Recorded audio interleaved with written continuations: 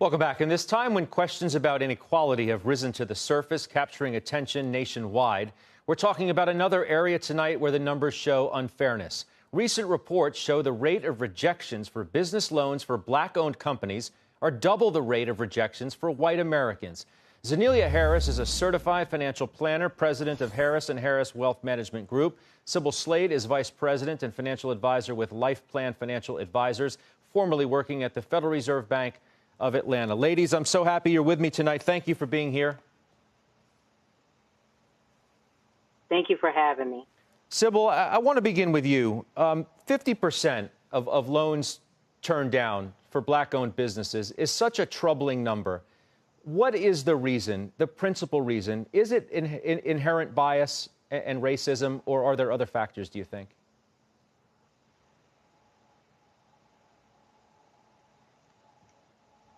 Well, yes, there are other factors as well. Certainly there are structural barriers, but there are also barriers that are not structural. Some things are actually incumbent upon the actual borrower to be prepared with, such as their financial documents and statements, such as their credit history. Maybe they have a thin file. Maybe it's the age of the business. Maybe their cash flow, there is not enough debt coverage ratio to cover their debt. Most lenders like to see a 2-to-1 debt coverage ratio. So these are some of the things that are the consumer is solely responsible with. Sometimes it's just the type of business. Some businesses are much more riskier than others. Zaneilia, what's at work here, do you think? And by the way, we should note for our viewers that you yourself were recently turned down for a loan. Yes, I was. And I realized at the heart of everything was in America, owning real estate that increases in value is at the foundation of building wealth. And I learned that firsthand in my own experience because based off of what happened with the Great Recession, as we know, property values were hit really hard. My area, I'm in a minority community. My property value was devastated. It has been 10 years now, and I'm still recovering from 2008 in regards to the growth in my property values.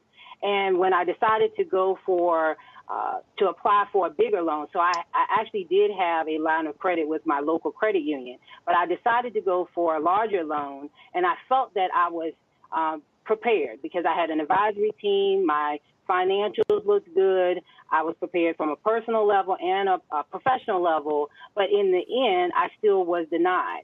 And so I was left with, what else could I have done? And as we know, a lot of small businesses that are run by Black women tend to struggle with obtaining funding.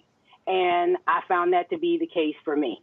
And Sibyl, we saw this as well in the PPP loans recently from the government as well as a public program run through private financial institutions where one of the requirements was the people looking for the loans had to have long-standing relationships with their bank, which may be an issue that we need to discuss as well.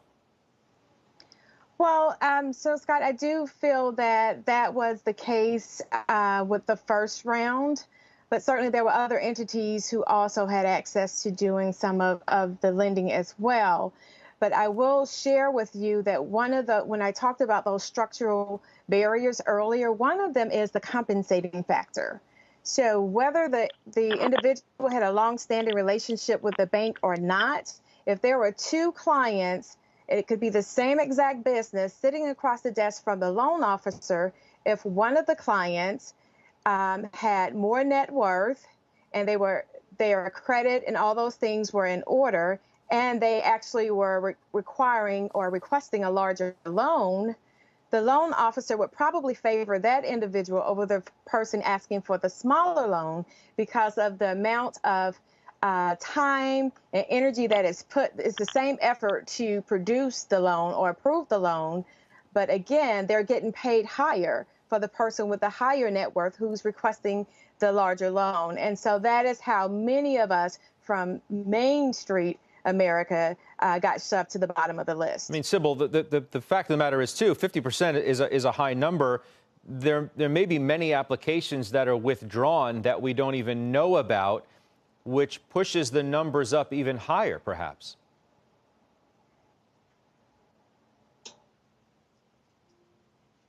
So, you know, your question, you're asking about basically the denials, but certainly there's a whole nother swath of people who may have started the application and became discouraged and did not complete the application.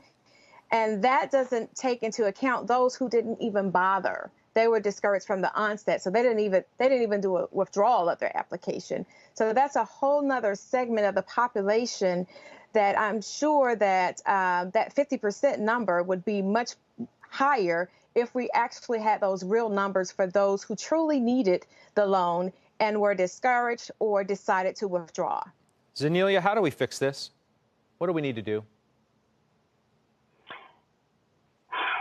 So I think at the cusp of it is we need to recognize that this problem within the minority community has to be solved with actually doing some things differently. Black businesses have struggled with using everything that they have in order to survive and have not always thrived in the environment that we have.